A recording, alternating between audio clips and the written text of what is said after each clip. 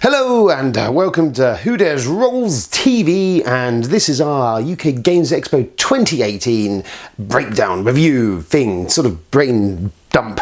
I thought I'd just get some thoughts on camera now whilst it was still fresh in my brain, before I lose it to senility and God knows what else. So yeah, the expo finished yesterday, so it's only just finished. I'm tired and losing my voice, but I'll just try and kind of bring up what we're on. So some stats and figures, first of all, let's nail them. So just fresh out this morning is what we know is the attendance was 21 and 700,000 visitors. So lots of people went.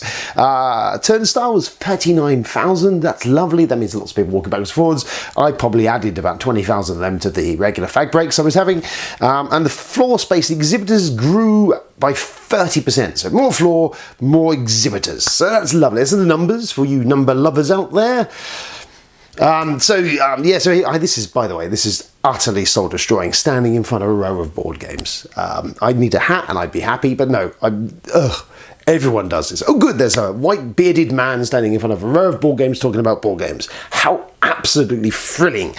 So anyway, that we're making do with this for the minute. This is not going to be the regular format, but I'm too tired to sort out properly arranging cameras and stuff. So let's get cracking on with it. So the show, pros, let's do a bit of pros about the show, what was cool about it, what was interesting. So number one probably on there is just being at the expo. I've been going now for 5 years, and I've kind of got an extended gamer family of people that I meet, game designers, just other media creators, just people I meet when I'm bumbling around, and it's just great to kind of go there and have those 3 days of just glorious board game stuff, meeting people, saying hi, playing some games with people, chilling out. It's just, it's my special holiday every year.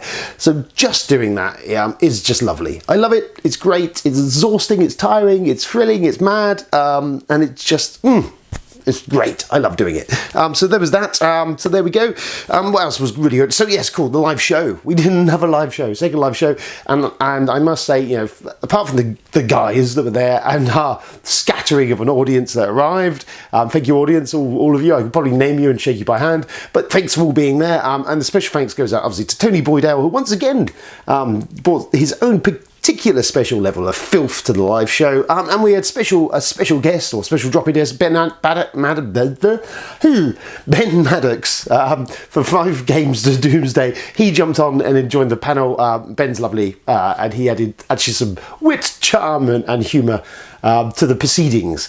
So that was wonderful to have and do. And of course, special thanks has to go to Jamie Stegmaier, who flew in specially to ask us a question before whipping off probably to his villa somewhere in the Algarve or somewhere to go and sip wine and do things, whatever Jamie Stegmaier does when he's not talking to us. So yes, there was that. Yes, what else do I do? So games, let's go through some games. So number one, first thing comes to mind, what was good stuff I played? So I managed to get a preview with Ignacy from Portal in his hotel room, very convenient. There was me, Ben Maddox, Luke and Amy all in a room with Ignacy, and we played Detective, which is currently on pre-order on Portal, so we'll do an ad for that. It's currently available on pre-order for Portal. But yeah, we played Detective. So what is Detective? And it's kind of Ignacy's Portal's version of Sherlock Holmes Consulting Detective to a certain extent, but with a modern slant. It uses a computer interface. You actually use a computer with a web page, but this thing doesn't kind of feel like it's shoehorned in. It's not invasive. It's not in there. It's not taking the game over. It's a tool that you're using, and you're in this sort of. We only played one of the first case of the game, and it's kind of a campaign. There's an overarching story, and we got slivers of that as we were playing. So we played for like a 3-hour demo of the first version, and it blew past. It really did shoot past, and we were just tracking this case, and it was just thoroughly immersive. It was stunning. I'm amazed by it. I will do some proper review on this later on, but just how interface, you felt like you were in CSI. You're in one of these investigations and you're looking into this and you're chasing leads down and time is crunching against you.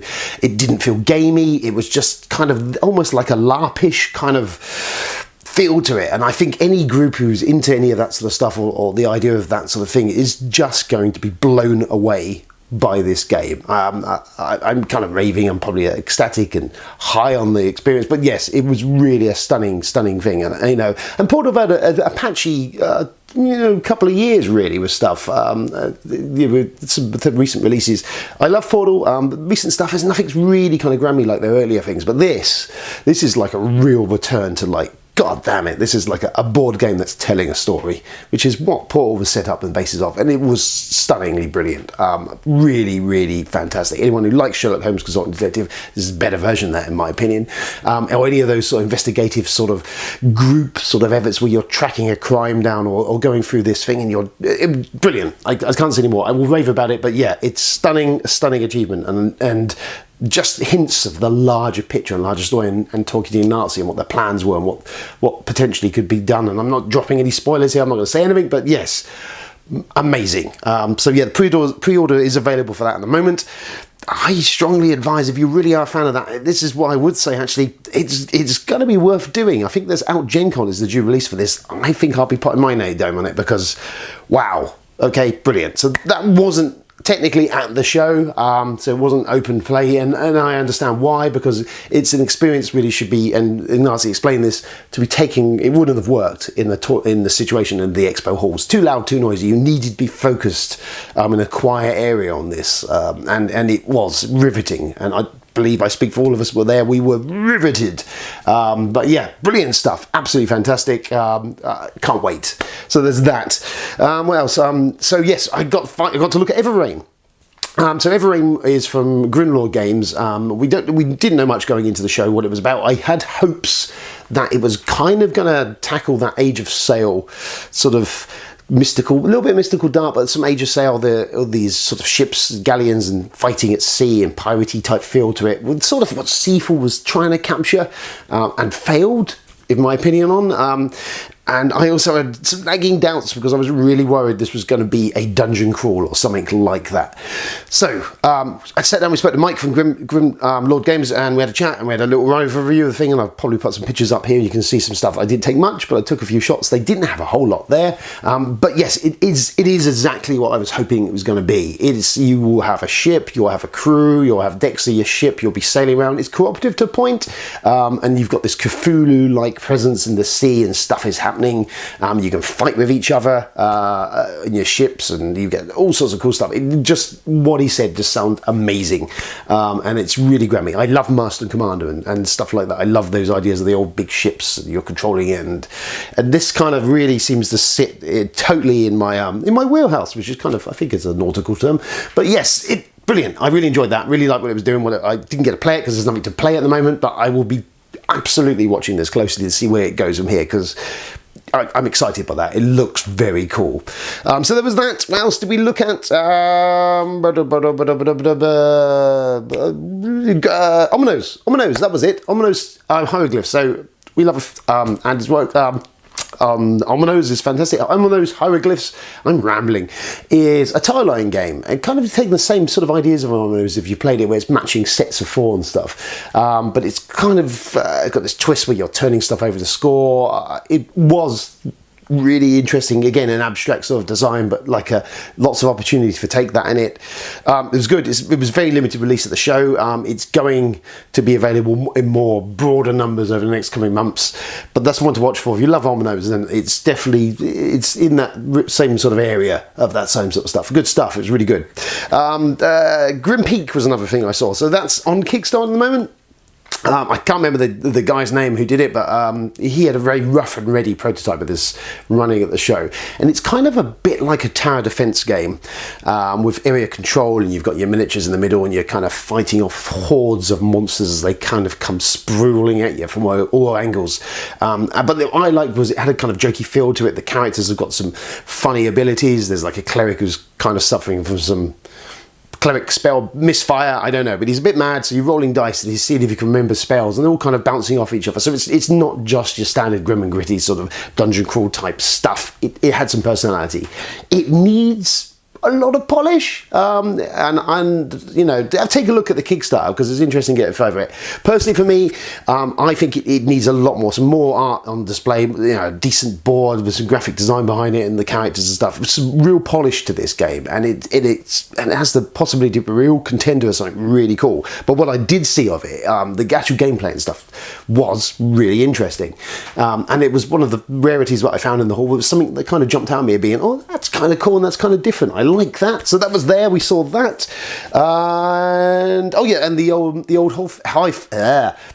Hellfire Club. So we played Baron Munchausen recently in the Cabin Con Minicon we did a few weeks ago now, maybe a month ago, and we discussed that on episode 49 of the podcast. So Baron Munchausen is a sweary game of bullshitting, and you're bullshitting each other, and this kind of takes that idea, Victoriana type setting, cards based, so it's a little bit more with a rule set attached to it. It's looking really good. I'm interested to see where it goes. It's right up our alley, the whole idea of just standing there and talking absolute bollocks to each other and spouting nonsense. It's great. They were getting really good buzz from the show, so I'm interested in following that. They're not doing the Kickstarter until later in the year, but yes, really cool. So there was that. So I suppose at this juncture, so we'll go for the whole of some of the stuff I found. So what's coming up in the coming months, coming attractions. There'll be a really good graphic here for that.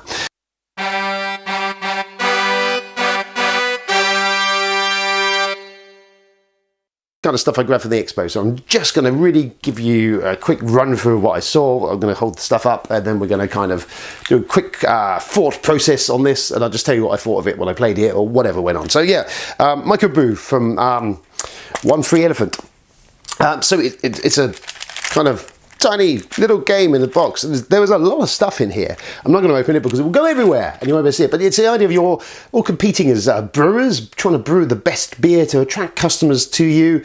And it was, you know, it was, for what it is, it had a lot of game in. It literally did have a lot of game in the little tin. It was really entertaining. Played the demo of it. I like the idea of it. You're brewing different types of beer, flavours and stuff for your customers. The customers come there, so you keep your customers loyal to you. So you can, and that's pretty much how it's working. It's a lot more to it than that. When I do the review, obviously I will make more sense than this. But yeah, that was really cool. I think this is coming out, again, I think September time on Kickstarter. They're still doing final art on all this sort of stuff, but it looks really good.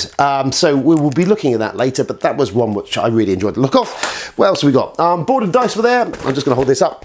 So they had, in fact, 5 Minute Chase was actually what they launched the show this year, which is like a real-time chase game. I had a little play of it. It looked fun. So we'll do a review of that when we actually have a sit down and play of it. But probably definitely one for the kiddies and everyone who's that. The board and dice always kind of turn up at the show with something new. So they also had this, which is they had The Awakening, which was on display, which is kind of like a adventure game sort of thing, where you've got your bit time stories-ish with some different slants to it. There's two sort of time zones you're messing around, so a bit like In Between they did before. I don't know, I've got the demo, we'll have a little play of that. But that looks interesting. I kind of like Board and Dice. They kind of put out these little games every year at the expo, and you know, it's sometimes hit and miss, but there's always like a little bit of character, a little flavour in there, so something interesting. Chronicles of Crime again played. Just going back to Detective, Chronicles of Crime, it's an app-based game, so you're kind of going and trying to solve a crime, very much like Detective was doing, but I don't believe there's a campaign mode in it, which also uses like a phone sort of app where you have like a VR thing. When you're at the crime scene, you hold it up and you can kind of actually look around the crime scene and spot clues. I'm kind of lukewarm on that one. It was a lot of zapping of stuff for the phone. You're scanning cards all the time to add evidence and stuff and track things. It was okay, but having then played Detective later, really Detective was doing everything that I thought Chronicles of Crime was going to do. And whereas the computer interface in Detective kind of felt like a part of the game, the whole use of this phone and app and zappy and doing it all just felt a little bit intrusive on the actual game, and people who don't like apps in games lose their shit over this, I imagine. But yeah, as it popped into my brain, I thought I'd say that. So what else? Olympics. Didn't get to play this. This is one, but I've heard a few things actually. This is really quite entertaining. It's from Brain Games. So yeah, a little card-based game. So we'll look for that. We'll be reviewing that soon. Flip side from Hopwood Games. Andy Hopwood, everyone's favoured UK-based game designer. Really good little game. Little cards, 2 different sides on them. Fiendish puzzles, just you're flipping them, trying to either different, but 4 free 3 games of the solo mode on this. Little games in it. Really something stick in your pocket. You can play that anywhere. Very limited quantities of it. So go to hotwoodgames.com. You might be able to get one of them from there. Kind of fun. Really enjoyed that. Andy's stuff is always interesting. Speaking of Andy, he's also given me a pre-production version of Daring Dust Bunnies, which he had at last year's show. This is kind of really good fun. It's the idea you're playing fluff balls on a carpet, getting sucked up a Hoover, and the idea is there's a push your luck system. If you're trying to be the nearest to the Hoover, but not up it, and you're moving via cards, you're moving different things. No one knows who is what colour fluff ball. Just fun stuff. Really good thing. I'm looking forward to properly sitting down and playing that. But yeah, brilliant. What else? Diva had this here, Dungeon Raiders. I loved the art. Really what brought me to this was the art of this game. It's like a dungeon crawly kind of real simple card game. Didn't play it, had a little run through of it, but the art grabbed me. And then I also spotted it's designed by Phil Walker Hardin. So I was really piqued my interest. So I'm looking really forward to seeing what this is all about. So that's cool. Have a look at that. Well, I did play by the same guys as Gretchen's. This is brilliant. So there's been lots of talk of Mario Kart as a board game and all this. This personally is the first one of those type games that actually does capture that feel of the Mario Kart thing. You're in a little Gretchen's and a little cardboard truck that's racing across a field or battlefield, and you're fighting each other and you're ramming around and you're blowing up, and it's all just random chaotic fun, rolling dice. But yeah, I really enjoyed this. I kind of thought I'd heard some good buzz on this, but yeah, this is one of the ones I really went back to. We played this a few nights in the hotel.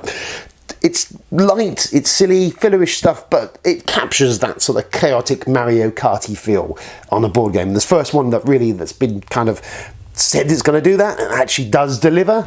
Really good. Keep an eye out for that one. I would say I recommend that already. We'll do a review, but I really enjoyed that. And Century Eastern Wonders, not played it yet. But obviously I was hyped before the show for this one, and I'm still kind of interested. I've heard some good things about this already. A couple of the group I know have played it and said it's really good. No one I know has played the actual bolting the two together with Spice Road from last year. But yes, cool. This was in very limited quantities at the show on the Friday. It kind of sold out. I believe it's due probably towards Gen Con time, so July, August time, it'll actually be available for everyone to nab and jump onto. But yeah, cool. We'll be reviewing this at some point in the not too distant future, and we'll see. And also we'll play the bolt-ollie thing, see how it works. So that was cool. What else is there? Big go. I don't know. Brain games. This is like a bluffing. Bluffing? Yeah, it is a bluffing game. Sort of, you're betting your bluffing sort of stuff, but it uses a Hanabi idea that you can't see your cards, so they're kind of swirled like a peacock. So you're only seeing the backs of them, and everyone else can see your cards, and you can see everyone else's cards, and you're trying to sort of bluff and bet on each other's cards. Looks really cool. Interested in giving that a shot. And again, that will be coming up for review later. War of the Nine Realms. So Wotan Games. This went to Kickstarter last year. I played the 2-player demo of this about 2 years ago at Aircon, and it was really satisfying little skirmishy game, but some real good opportunities to mess with each other and different sort of powers and abilities and stuff. Really good fun. I'm not playing the full version yet, but obviously this is a review. It looks great. Really just fun games. So that's there. We'll be looking at that not too distant future. Oh, that's heavy. Obviously the one I was very excited about was Big Trouble in Little China, the board game. Really, this looks gorgeous. I love the Drew Struzman style art, but I love the art design on this. It looks gorgeous, and it really follows the plot of the movie. And it's got miniature. It's got a plastic Kurt Russell in it. Who could possibly turn that down? So yeah, at some point very soon we'll be looking at this. Great stuff. Really love the movie. Absolutely love the movie. So I'm like, yeah. So there's that. And finally, this is a good one. Village Attacks. Really interested in this. It was on Kickstarter. So this is Grimlord Games actually, who are doing Everrain. And this is like, again, tower defense sort of stuff. Your village is on attack and stuff, and you're saving yourself. It's real big, gorgeous looking game. So yeah, that one's one we'll be looking at soon to have a review of that. So that's some of the stuff I picked up. I'm going to be really busy, just really busy. Yes, so I'm off the track. Cons. So let's speak about what was not so great maybe at the show, or what could be changed. Bringing By was a bit of a disappointment again this year. it was busy, lots of stuff in there, lots of the same stuff in there. Everything, again, this year, a lot of stuff seemed to be massively overpriced or just crap. And it was a bit lacking in volunteers helping out. At times when I went in, I only went in there a couple of times, but it was cramped, and there was really not enough guys serving at the till area to clear stuff through, so it was just carnage. But you know, they're volunteers, they're doing what they can with the thing, and the guys all over the place were brilliant. And I must say, before I stop, actually, yeah, to call out to all the volunteers. You know, they do a sterling, fantastic effort. They're bloody great guys, and I met a few of them. Simon, Paul, you're lovely. Nice to meet you. But yeah, they were doing some really cool stuff. And yeah, the big and buy. Yeah, I don't know. There's some footage here I had of it. I got bored filming it. Didn't really bother. Well, accommodation. Oh my God. Well, this is going to become a hot subject. Already, the pricing for hotels for next year skyrocketed. I think the my Styles Worth stay this year is already looking at 500, 600 quid for the duration of the show to stay at, which is like double what it was this year. So yeah, already I know some Facebook groups are a bit heated over this. I kind of get it. It's kind of greed. I know it's busy. The Comic Con's on at the same time. There's probably some other events going on, but that's a bit of a killer. So we'll see how that develops. I mean, the thing is, look and keep an eye on it. There's ways and means you can accommodation, but being on site or really near site is really helpful. So we see, so that's a bit of a bummer, paying a small fortune to be able to stay up at the expo. So what was the big thought I had? Well, so we've reached kind of a crunch point with the expo. It's now in its blah, blah, blah, blah. Yeah, it's the 11th, 12th year. It's big now. It's kind of really set itself. It's in the top 5. It's on the world stage as a decently huge event. And it's great. And I think it's reached that sort of nice kind of size, and it's busy and it's bustly. There's lots of stuff there. What it's really missing now is some releases. There's no big publishers there putting out a big release. We had Eastern Wonders, but that was kind of like sort of credit there on the side, but it wasn't like an official launch. It was like a kind of almost preview thing. But whereas everything's kind of feels like it's being held back for Gen Con, which is obviously a few more months down the road. And that's, I think, is now what the expo's missing, is that an event game or a couple of event games being launched at the expo to really kind of cement it as a thing that's like big and happening and stuff. And I think that's the only thing that was really kind of pulling it back and hurting it at the moment. It's lovely. I love all the independent designers. I love speaking to them. I love seeing what's available there. And it's great. There's such a big swathe of stuff to look at, which is great. But yeah, I feel for the hobby and for people going there, it is just missing that kind of, that little spark of something to really make it pop, you know, just put the cherry on the top of the cake. We'll see what happens in the coming years. We might see some more, but yeah, FFG having a bigger presence and say releasing something would be kind of cool. Games Workshop were there and a much bigger presence doing painting and stuff, which was cool to watch. Actually, cool to see that they're back in interacting with the hobby and stuff. And there's loads of seminars, loads of shows, loads of live stuff. So all that cool stuff is really going on. So it just needs to now, I think, like getting some guys on board to really, some publishers, big publishers, to maybe put out 1 or 2 games at the show to really kind of be, boof, you know, to land them completely as a, here we are, we're the best, wah. Yeah, so that's it. I think that's it, actually. I think over the coming weeks, obviously start digging into the games and start reviewing stuff. And maybe do a follow-up and actual proper thoughts on the expo. But yeah, I think that kind of covers all my stream of consciousness. It's great. You know, if you've never been, really try and find the time at some point soon to kind of get there and have a look at it, because it is a great thing. And I love going there. I love meeting all the guys and peeps and lasses and everyone. New people is great, and playing with people. And that's kind of what I love about it. I'm done. You know what? I'm done. I'm so tired. So we'll be there next year, absolutely. Will we get a 3rd show? Hopefully we can complete the live Who Dares Rolls trilogy with one final blowout show at the expo. That would be kind of cool to do. Who knows? We'll see. But yeah, for the time being, it's lovely to see you all. All of you I saw at the show, thank you for saying hi, and it was nice to see you. And those I missed or I ignored, I apologise immensely. But yeah, it was really cool. Yeah, that's it. I get in first. This will be the first of expo video. No one else. Everyone else will be spewing them in the next coming weeks. But there we go. That's my brain download to you. It's been lovely. I'm going to now have a lovely cup of tea and a sit down because I'm feeling a bit drained. And I will be back in touch soon in the coming weeks, which will be lovely. Until then, continue doing what you do. Oh yeah, the live show, it will be out. Hopefully we've got recording of that. So that'll be dropping in the next couple of weeks. So your 2 versions I shall put out.